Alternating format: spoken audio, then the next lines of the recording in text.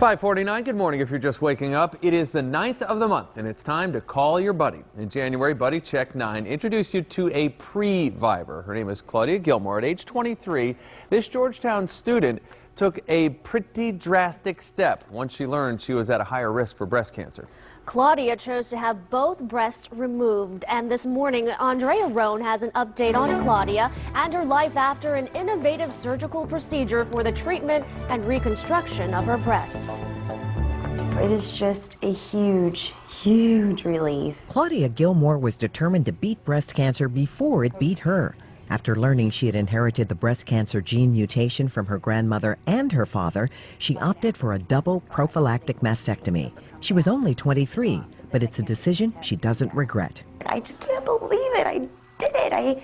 I reduced my risk by 90%. I can't even, it was such a surreal moment. Claudia, who calls herself a pre-viver, is documenting every step of her cancer journey.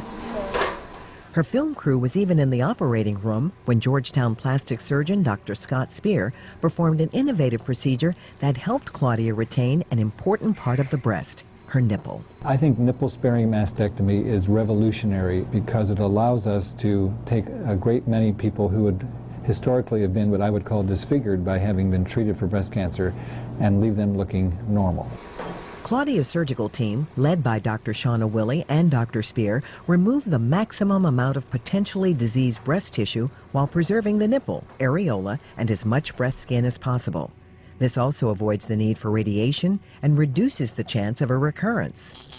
In the past, reconstruction following a mastectomy would typically involve tattooing the areola and forming a small piece of skin into a nipple. So I think the nipple sparing kind of allows people to think that nothing's really missing. It's all still there. The very best candidates for a nipple-sparing mastectomy are the women who don't have breast cancer but are at higher risk, like Claudia, due to the gene mutation, and women with small tumors at the anterior walls.